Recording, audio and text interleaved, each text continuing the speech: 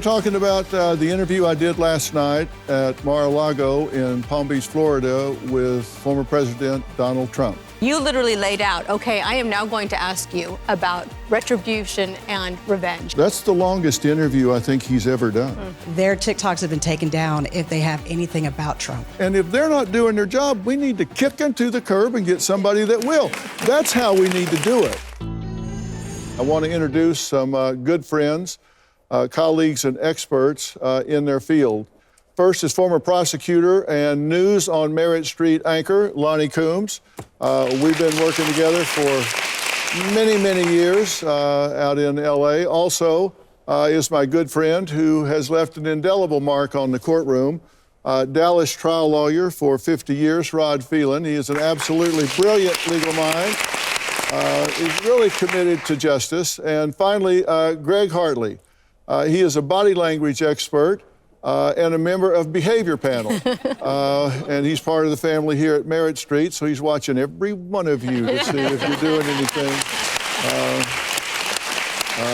And it is absolutely brilliant and part of the Behavior Panel team. So I'll start with you four, and anybody can just jump in. You were all watching the interview, and I'm curious what your takeaways were from the interview. Anything jumped out at you? Because we're talking about someone that, according to the polls, may very likely resume the presidency of the United States soon, which would very likely put him back in a position of being the most powerful man on the planet in terms of politics, military power, and control. And I think this was an opportunity to have a look at him like we don't often see. So I'm just curious what your takeaways were. Well, for me, right off, your relationship was clear, that you had a relationship with him, that you could talk to him in a way a lot of people may not be able to. And that chemistry matters. You know, Jung, the famous psychologist, once said that no two people are the same after interaction. So we had to watch for that. And we could see when he understood that you were not there just to excoriate him and just go after him, that he made a good eye contact with you and started to pay attention and was like, okay, somebody gets what I'm saying at least. All right, well, let's take a look. We have a clip of what you're pointing out. You know, it was interesting when you called the other day about doing an interview. A lot of people want to do interviews, and I don't just agree to them very easily.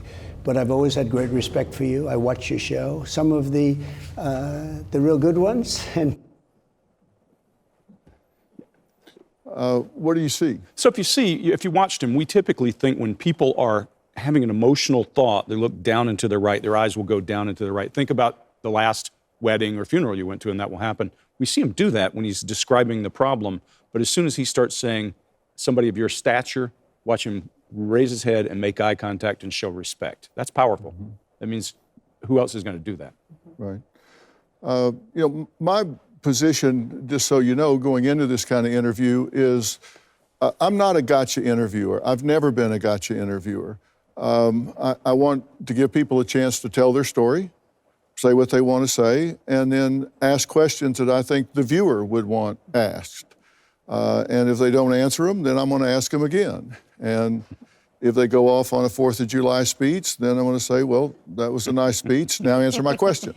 I do want my questions answered, but I give them a chance to say what they want to say. But then, and I told him at one point, I want people to get to know you because you're always campaigning. I don't want you campaigning. I want you to talk to us as a father and a husband and an individual. We want to know who you are, because he's got a speech that he gives, a stump speech that he gives. We've heard that. We want to hear some other things.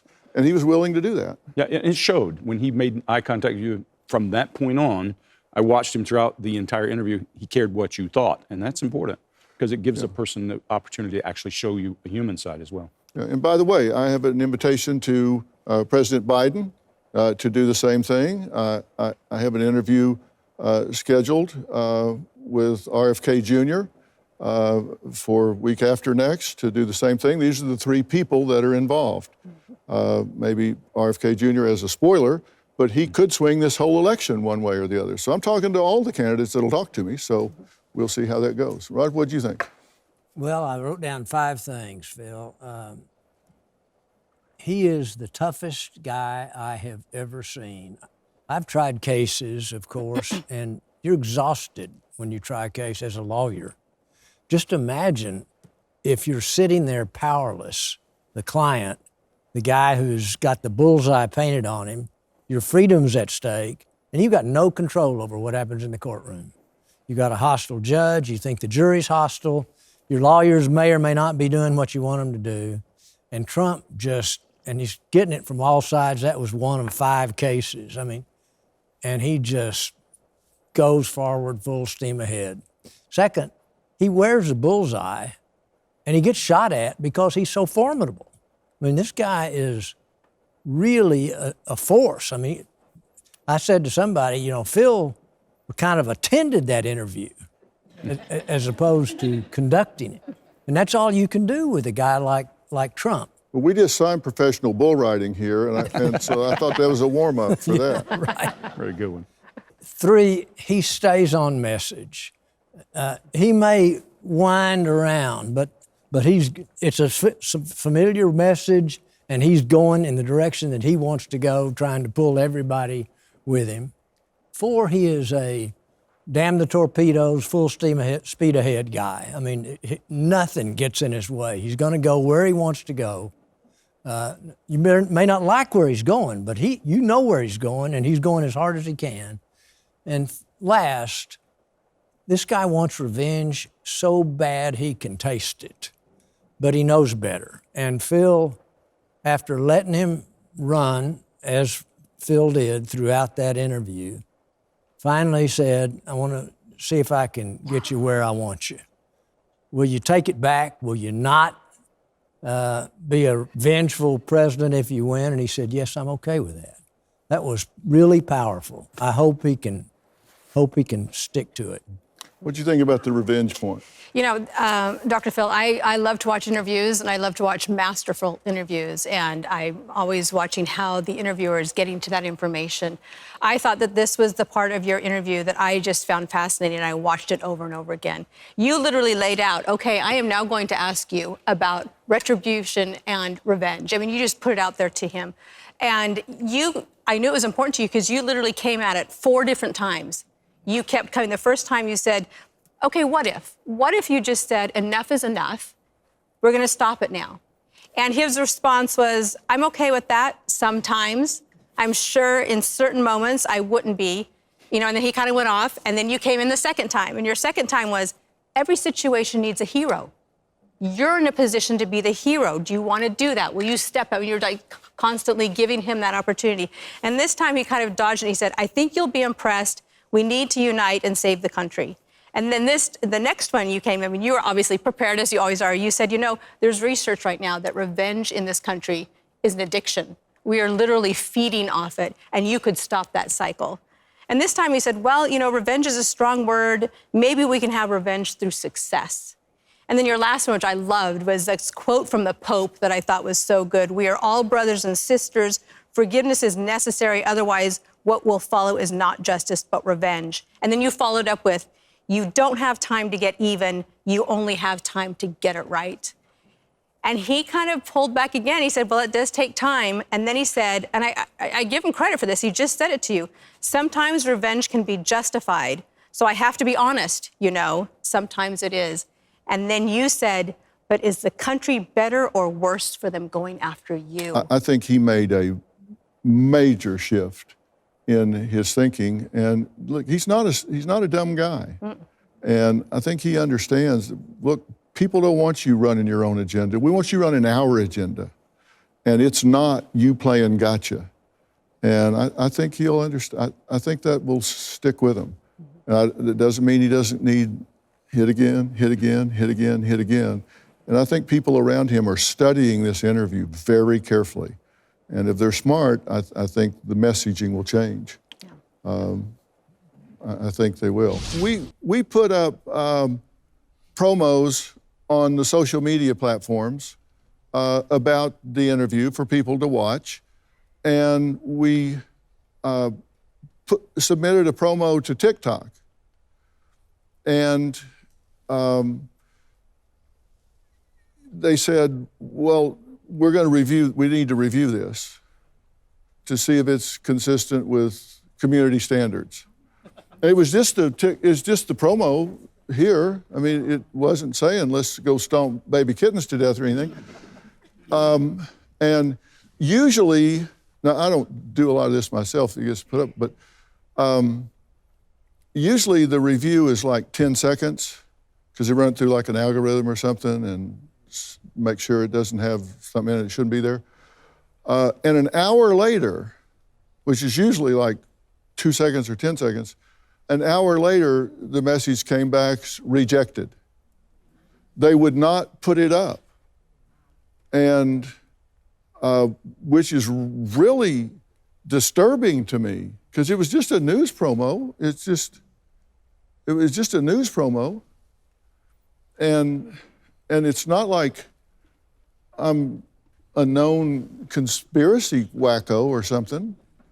And I've got 7 or 8 million followers there, so it's not like I'm an unknown person to them.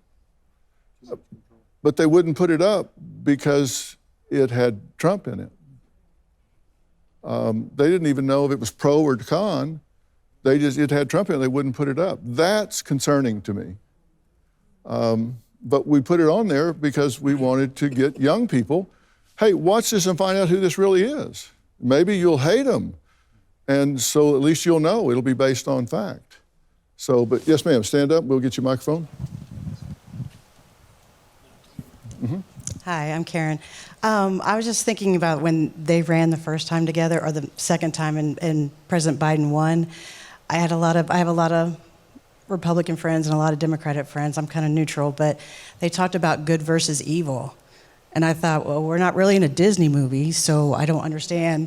You may not like him, I get that, but now, 4 years later, the same people I know that have said these things say, I'm really upset with my 401k, I'm upset when I go to the grocery store, and they're all voting for Trump now.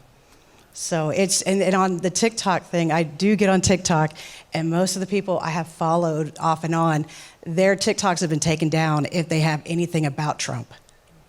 And I just think this is bias, and so that doesn't help his case at all.